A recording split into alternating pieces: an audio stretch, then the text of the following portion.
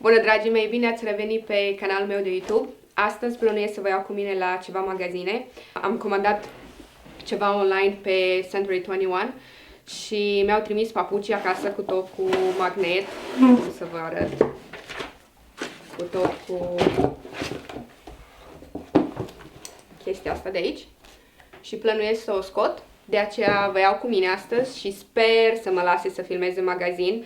Îmi cer scuze pentru vocea mea, sunt un pic răcită. Sper să nu se panicheze lumea din jurul meu, să creadă că am ceva virus.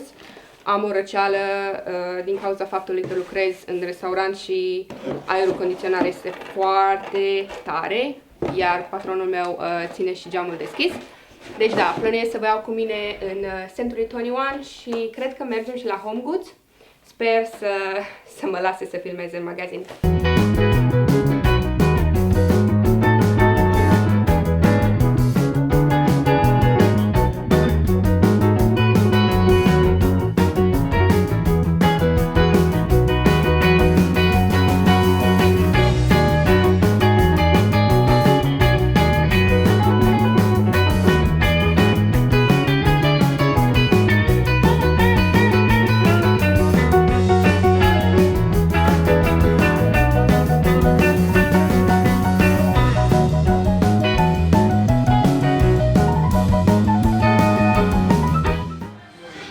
Sunt eu din nou.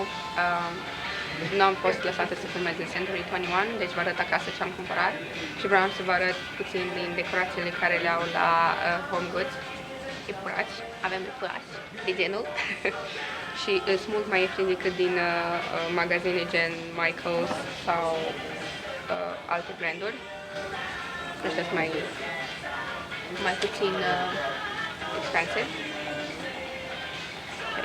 Și caut ceva pentru masa de Paști, o față de masă și niște farfurii galbene sau albastru, depinde. Cred că acestea sunt foarte drăguțe și sunt doar $24 tot setul, deci, după cum v-am zis, mult mai ieftine. Au și pe albastru. I like these ones actually. Astea sunt foarte faine. E $4 farfuria. Și au și glas, fețe de masă, $13. Și calitatea e foarte bună. Mi-am luat albastru și am spălat-o deja de 3 ori.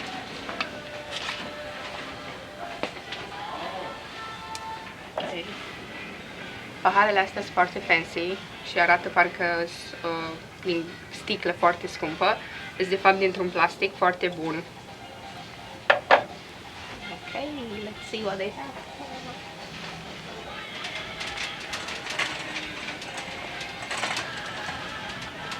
They have sales here too, so they have different cups of diferite căni la reducere, deci nu se merită să le cumpărați cu 20 ceva de dolari. Poți să-ți cumperi cu $2, $3 o cană.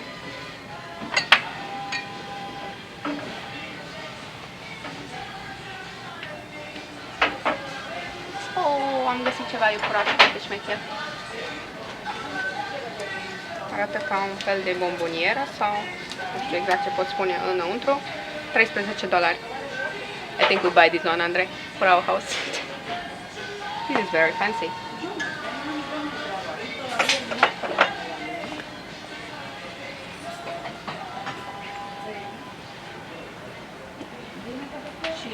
Aici au diferiți epurași, sunt albi și poți să-i asortezi cu decorațiunile din casă. $19, ăsta e $12.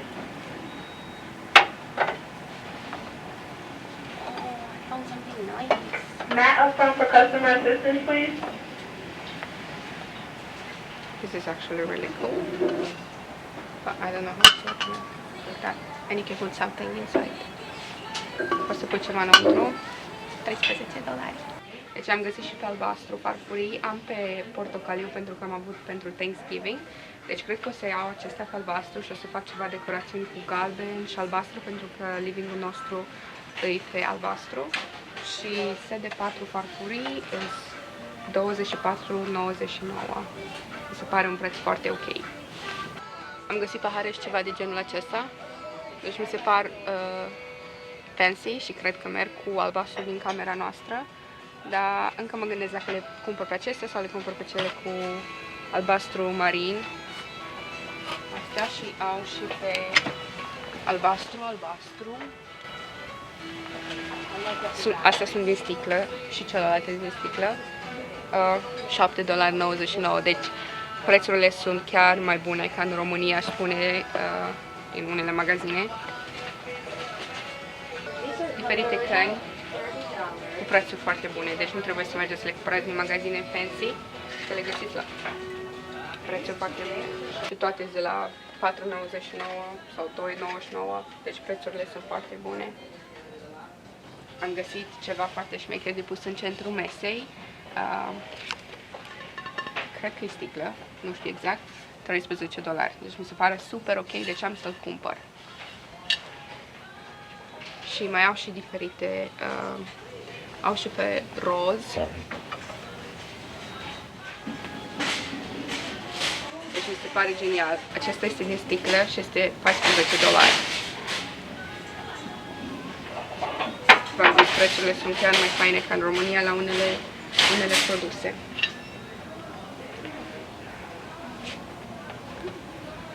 This is a little strange. And they have more blue there, so you can show them the blue ones.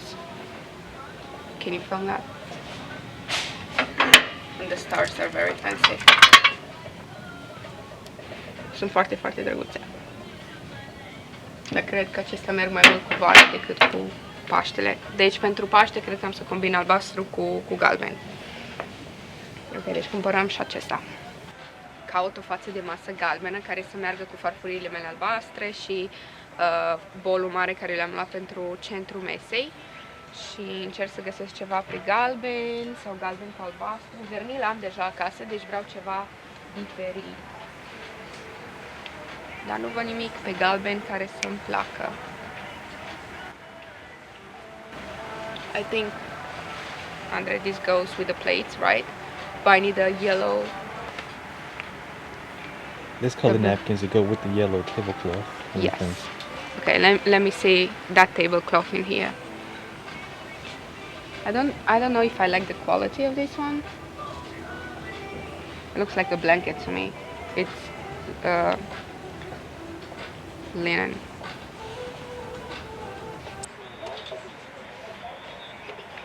Found one. But that looks like a duck poo, so I don't think we buy this one, Andre. What about Romanian? Arată ca caca de rață, deci nu cred că o să cumpărăm asta. Îmi trebuie ceva care să fie ceva de genul, nu cacaniul ăsta. Vernil am deja una, deci nu vernil.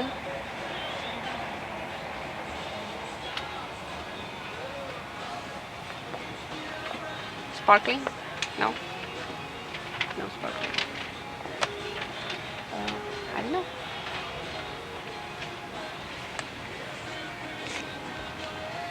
Sau pe albastru gen denim. E un fel de... It's strange. Yeah, it looks like I want to wear it and not put it on my table. Deci am încercat să intru la Century 21. Am intrat de fapt și am returnat papucii care nu mi-au plăcut și mi-au luat tagul de la papucii care i-am primit prin comanda online și aveau magnetul. Însă nu m-a lăsat să filmez înăuntru și nu am vrut să-mi încerc norocul și să filmez fără să întreb. Dar am intrat la Home Goods și am cumpărat decorațiuni de Paște. Vreau să-mi fac masa de Paște cu blămaren anul acesta. I-am cumpărat o grămadă de chestii. O să vă arăt și vouă produsul final după ce îmi decorez masa. De fapt o să fac curățenie și după o să-mi decorez masa și o să vedeți și voi în clipurile următoare, eventual pe Instagram și pe Facebook. Am ajuns acasă și vreau să vă prezint ce am cumpărat pentru că în video v-am arătat câteva chestii și după am găsit alte chestii și m-am decis că le schimb. Deci vă ziceam că nu m-au lăsat să filmez în Century 21, dar am reușit să cumpăr ceva de acolo.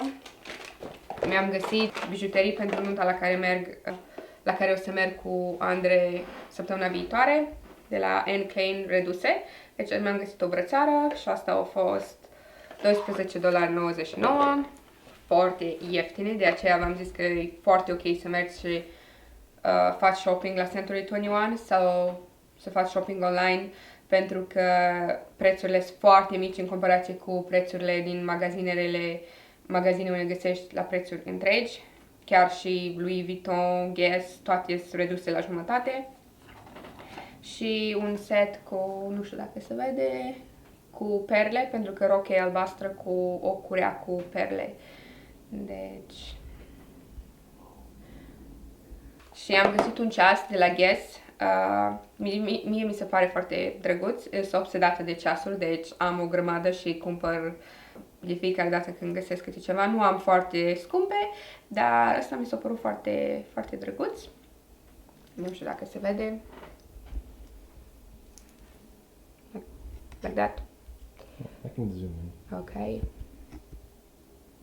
Și a fost redus la $59 de la 135. Deci da, mi se pare că se merită. Și am cheltuit în 5 minute la Century 21 $98. Ok, de la Home Goods am decis să merg pe aceeași nuanță de vernil, chiar dacă avem placemats vernil, am cumpărat din nou. Este o față de masă un pic diferită, iar placematurile de data aceasta pentru masa de Paști o să fie rotunde. Fața de masă a fost $14.99, placematurile $9.99, șervețelele $9.99 și la șervețele am să pun inele cu iepuraș, pentru că e Paștele, deci trebuie să le punem în ton cu Paștele. Și acestea au fost $7.99. Pentru că îți doar eu cu Andrei, deci nu o să fac o grămadă de ouă. O să fac câteva ouă. Am cumpărat această farfurioară pentru ouțe cu un iepuraș. Ok. Și aceasta a fost $5.99. Paharele le-am cumpărat în ton cu vernilul de la fața de masă, iar fiecare pahară e $3.99. Deci aici cred că sunt cam aceleași prețuri ca în România, însă la inele și la șervețele mi se pare că sunt un pic mai ieftine ca în România dacă m-aș fi duce la Bamboo. O vază care se meargă tot așa pe verde vernil, $2.99. Paharele pot să le iau aici. Ok, în video vreau să iau ceva farfurii albastre, dar după am găsit ceva mult mai faine.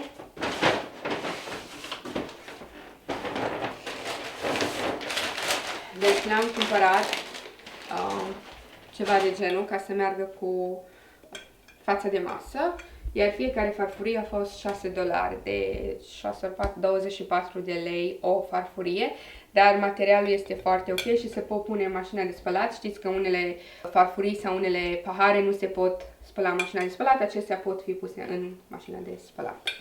Deci aici am farfuriile.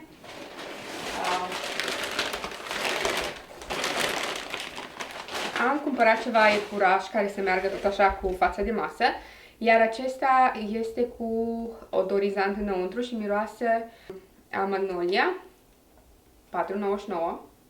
Deci după ce o să se termine odorizantul pot să folosesc la Paștele următor fără. Mi se pare foarte fancy.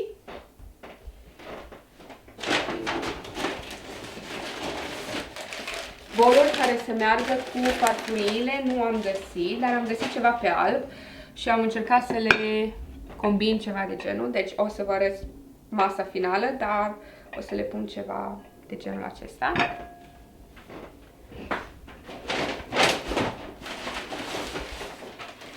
Iar în centrul mesei voi avea un platou de culoarea aceasta. Cred că vi l-am arătat în video, deci acesta rămâne, dar am renunțat la farfuriile albastre și am cumpărat farfuriile pe vernil. Iar acesta a fost $13, deci mi se pare foarte ok, pentru că în 2018 mi-aduc aminte că am intrat la Bamboo și am vrut să cumpăr ceva de genul acesta pe roșu pentru surorile mele în Cluj și știu că era undeva la 120 de lei, deci da, prețul este mai mic ca în Bamboo, aș putea spune. Și cred că mai am ceva. Am și un ouleț cu un iepuraș, tot așa cu odorizant înăuntru. Și acesta a fost 5,99.